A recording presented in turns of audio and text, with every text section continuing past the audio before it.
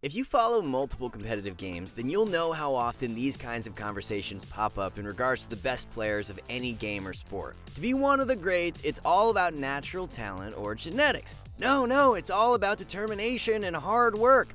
You morons! Everyone knows that fighting for friendship is the only way to be the best. There's a right answer here, and we all know which one it is. But that only applies to being the best of the best. Anyone, and we mean anyone, can reach a respectable rank like Diamond if they put their mind to it, and it's simpler than you'd think. The reason we firmly believe that is that the skills required to reach such a goal aren't all that hard to achieve. Believe us when we say that while Diamond may be a respectable rank to be as a player, that the players in that elo aren't as impressive as you may believe. But before we get into it, we know playing League of Legends can feel like slamming your head against a wall. It's time you broke through and got that rank you've always wanted. Oh yeah!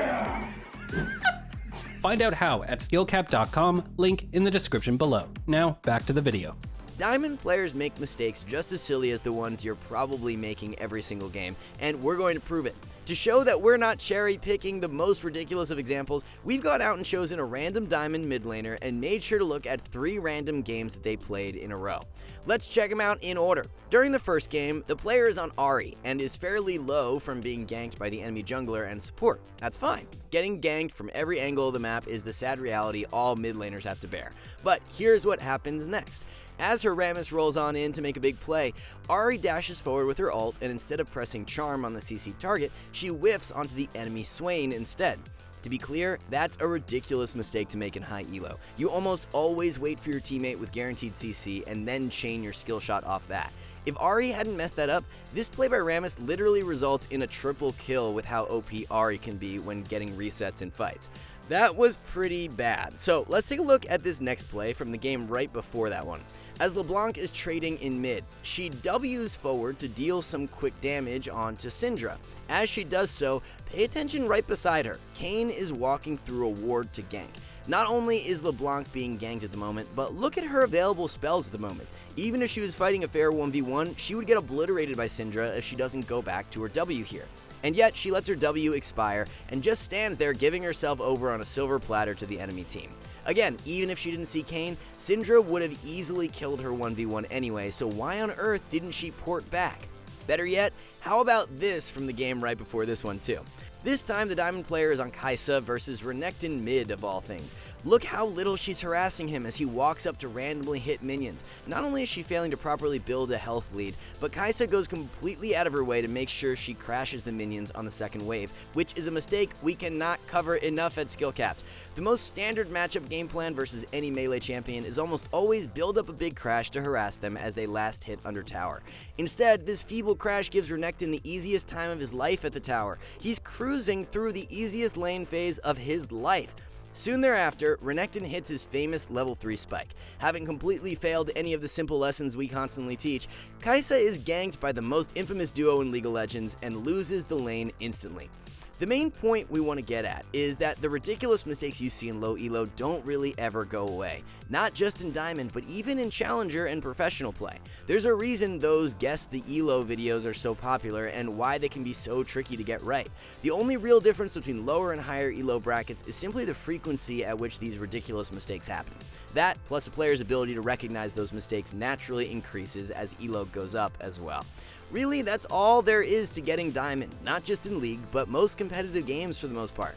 Climbing is not often about being really good, it's mostly about minimizing silly mistakes and punishing your opponents when they happen to make them. So let's demonstrate just how many game-losing mistakes lower elo players make compared to higher elo players. We're not going to cover every little nuance in the examples we'll be reviewing. Instead, we'll keep 2 tallies. One for how many game-losing mistakes are being made, the type that will instantly lose you the lane phase, and another tally for how often they actually get punished. So let's start in gold elo in the Syndra versus Cassiopeia matchup. Jumping right into it, Cass literally begins the lane with a ridiculous mistake, which would be brutally punished by any competent player. She's trying to slowly slither her way up to Syndra, which is something she simply shouldn't strive to do. This is the equivalent of a Twisted Fate trying to walk up in Gold Card and Orianna at level 1. With higher range, Orianna could just walk away and land a free Q on Twisted Fate to punish him for doing so. Likewise, every time Cass tried this early on, which was multiple times, Syndra could have done the same and landed a free Q for for harass. Given the amount of times this happened, Cass should have definitely been significantly more punished and would have lost the lane instantly against a good player. Despite not punishing earlier, Syndra is still dominating the lane as she should be in such a favored matchup. The only thing she needs to care for now is not to let Cassiopeia get a free recall timing off. Cass is running Teleport, whereas Syndra is running Ignite. If she lets Cass crash the wave and recall, she would be in big trouble. Syndra would be stuck in lane, and Cass would be able to come back to the wave, pushing into her with renewed resources and more items. You guys who watch our content all the time have heard how that story plays out 1,000 times by now. But that absolutely cannot happen. As we've observed so far, Syndra has the complete upper hand in the lane. There's no way she'd be so silly as to let the Cass do whatever she wants with the wave, right? Well, yeah, that's exactly what Syndra allowed to happen. She played so passively that Cass started building up a decent wave advantage, and what Cass does next was actually surprisingly impressive. Much like you do when trying to cheat or recall, she has a big enough minion lead now that she completely ignores Syndra and utilizes a ton of health and mana to crash this wave. If you're setting up a recall, then it doesn't matter that you eat this much harass, since you'll heal back up to full anyway. Well, we were impressed right until we realized that she didn't base after crashing this wave. She just stood around doing nothing. So then why did she go out of her way to... You know what? Never mind. The point is that Syndra's game-losing mistake of allowing Cass to push goes completely unpunished as well. Right after that series of ridiculous events, Syndra randomly tries to rotate towards a fight she is very unlikely to get to, giving Cass yet another chance to win the lane for the reasons we've already mentioned. That was yet another completely free chance to crash the wave, but there's still not a single recall animation in sight, so that's another wasted opportunity. A little bit later, we're about to get yet another throw from Syndra. As they're both laning normally again, she looks for a huge trade onto Cassio. Initially, you may think this looks good for Syndra, but if you actually think about it, this was yet another game-losing mistake, although a bit more subtle. The reason being that there's a cannon wave in front of her. By using a ton of mana and putting her spells on massive cooldowns, Cass could just walk away and channel her recall. Syndra could not push the wave in time as a response to this play, which would let Cass come back to lane and set up that freeze that we've talked about this entire time. It's a bit more forgivable that Cassio doesn't realize this, as only higher elo mid laners take advantage of small moments like these, but it's still an unpunished mistake nonetheless. Now for the final mistake we'll cover in this replay, which is actually a cause of Cass not punishing the previous mistake. Since she didn't recall after Syndra wasted a ton of resources, then Syndra's trade was actually good. She is dangerously low on health now. Although the enemy Kha'Zix was around mid, Syndra should be moving forward to try and kill the Cass, who literally is allergic to recalling. All Syndra has to do is approach from the left side of the lane, which would both let her try to potentially pressure for a kill while avoiding the Kha'Zix who just went to the right side of the map. Of course, she's not going to do so, since low elo players are deathly afraid anytime the jungler is remotely near their screen, so she lets this free opportunity for a kill slip by her. And with that final opportunity gone, Cass finally decides to base. Notice that within just 3 minutes of laning, there was a total of 5 game-losing mistakes that would have swung the match up either way, and not a single one was punished. That's not counting every little mistake they made either. We're only looking at big picture stuff for this guide. Let's compare all those missed opportunities to a diamond replay now. Just like the previous gold example, during this lane, the players are making plenty of mistakes, but these kinds of errors are small, such as the timing of when and how they're throwing their spells, positioning in the lane, their wave management relative to the matchup, etc. It's all stuff that matters, but they're not making any egregious errors like the ones we saw before. Well, not just yet, anyway. Let's speed through this section. Like we said, there's a few small mistakes here and there, but nothing major like we saw previously. That is, until now. So far, Vel'Koz has been keeping his distance from Vex, which has kept her from landing a meaningful burst combo onto him. That's basically how the matchup should go. Vel'Koz keeps his range, while Vex tries to somehow close the gap. Well, for some reason, Vel'Koz's childhood dream of being the most delicious calamari in the world resurfaces. Having played the lane decently until now, he just walks up while Vex just walks towards him. Thankfully, unlike the previous example we witnessed, the Vex was competent enough to punish Vel'Koz's mistake. Sadly, she does cancel her auto attack, which would have resulted in a kill, but the point remains that she at the very least tried to punish Vel'Koz's absurd mistake. Fast forward a couple of minutes later, and we'll see another game-losing mistake.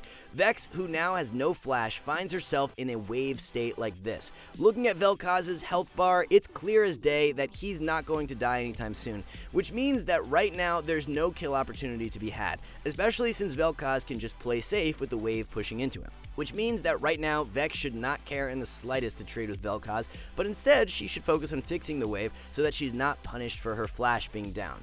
Obviously, that's not what's going to happen, and Vex moves up to try and play aggressively randomly. The punish to this is quite subtle, but we will hand it to Vel'Koz. He played this fairly well. The whole time he was standing on the left side of the lane, which meant that if Vex randomly decided to trade, that she'd approach from the right side most likely. Basically, Vex's random aggression, which makes no sense, was punished by Vel'Koz, who properly baited her right into his own jungler.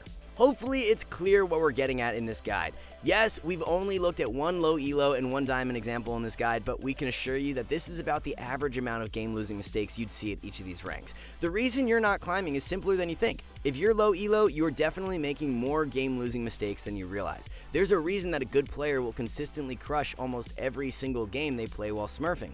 The amount of opportunities offered by low elo players is absurd, and you need to become way more mindful of how you're playing and what kind of openings you have in your gameplay. And more importantly, as you get better at recognizing the big errors in your own play, then you'll become much better at seeing when your opponents are really messing up as well. Minimizing mistakes and punishing the really obviously bad stuff your opponents are doing is literally all you need to reach a rank like Diamond. Alright guys, before we wrap this up, let's tell you a little more about skill caps. So, we offer a 5-division rank up guarantee, and think that's a pretty crazy thing to offer. It's like a gym membership guaranteeing you'll get ripped. Your local gym would go bust if they offered that, right? Not us. We've offered this for years because our service really does work. It works so well, in fact, that we're able to produce by far the largest catalog of premium league guides on the internet. We add over 20 videos a week, with over 1,600 guides curated into over 100 courses no one can compare. We've also sent challenger players into Elo Hell 714 times and counting, where they commentate how to carry live. They also respond to all questions asked. Sign up today for as little as $6.99 a month if you are serious about improving. Anyway, that's a wrap on this guide. Thanks for watching, and we'll catch you soon.